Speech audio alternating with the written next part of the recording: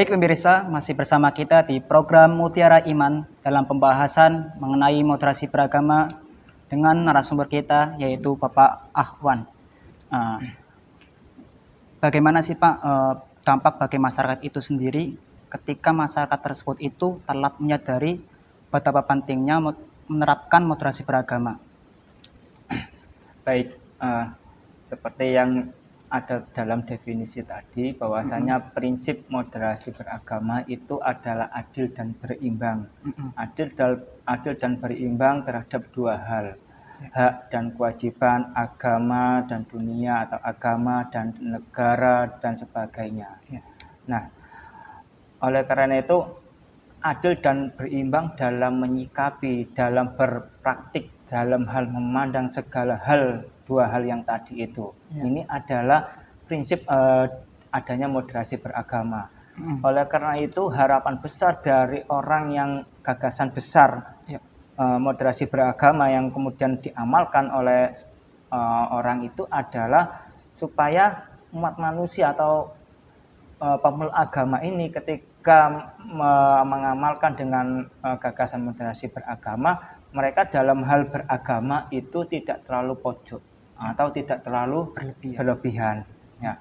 Kenapa kok kemudian tidak terlalu pojok dan tidak terlalu berlebihan yang kemudian menjadi fokus dari moderasi beragama? Karena orang beragama itu adalah pengabdian kepada Tuhan dengan cara apa? Mengamalkan ajaran-ajaran agamanya. Nah, ajaran-ajaran agama itu ya semuanya, ya tidak umat Islam saja, tidak Al-Quran dan ada semua agama itu juga mengajarkan keseimbangan antara dua hal tersebut, dan kita harus diminta untuk adil dalam dua hal tersebut. Oleh karena itu moderasi beragama itu tidak menawarkan hal yang baru apabila seseorang itu ketika dalam hal beragamanya, dalam menyikapi, dalam cara pandang itu sudah adil dan berimbang.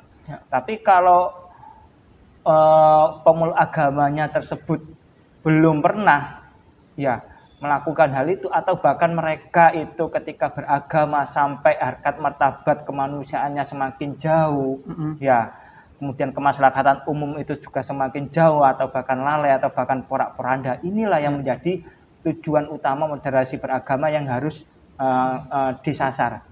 Pekerjaannya di situ. Nah, oleh karena itu apabila masyarakat ini telat untuk menyadari, maka kemungkinan seperti fenomena yang kemarin itu banyak sekali kejadian-kejadian intoleransi, kejadian ekstremisme, itu sudah menunjukkan bahwasanya mereka beragama itu secara berlebihan. Mereka itu beragama itu bahasa Jawanya pokoknya agamaku yang paling benar, agamamu yang salah. Saya yang paling benar, agamamu yang salah. Ini berarti apa? Sudah pada satu titik itu sudah mengunggulkan dibanding dengan agama yang lain. Nah, ini kalau umat manusia sudah sadar dengan moderasi beragama, inilah yang diinginkan. Jadi nggak ada yang diunggulkan kalau dalam hal membangun kemaslahatan umum, dalam menjaga martabat kemanusiaan itu tidak ada. Semuanya agama sama. Ya, berarti itu. Kalau masyarakat itu telat menyadari konsep moderasi beragama akan membuat kefatalan bagi semuanya ya Pak. Iya. Berarti bisa jadi menyakiti semua masyarakat lah. Iya. Dengan perbuatan sendirinya itu. Menyakiti masyarakat bagi masyarakat yang tidak sesuai dengan dirinya, bagi yang tidak seirama, tidak sependapat, tidak sepandangan. Itu kan kemarin semua kejadian-kejadian intoleransi kan semuanya bermula dari situ. Kalau nggak sesuai maka itu mereka akan tersakiti dengan prinsipnya. Berarti terlalu berlebihan dalam beragama terlalu berlebihan dalam hal beragamanya. Terus bagaimana menerapkan konsep moderasi beragama yang baik dalam menjalin persaudaraan di tengah perbedaan itu sendiri, Pak? Oke, baik. Ini konteksnya adalah konteks kita hidup di negara dan bangsa Indonesia.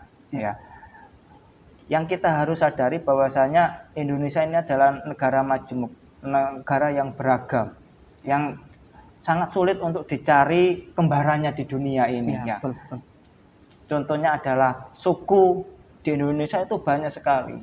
Tidak hanya kisah suku Jawa, Madura dan Sunda. kalau menurut data statistik suku di Indonesia itu yang kecil saja ya, ya suku yang suku kecil itu sampai 1000 lebih. Ya. Sedangkan suku yang besar yang dengan pengikutnya masih banyak itu sampai 600. Ya. Kemudian bahasa itu juga sampai 500 lebih. Ya.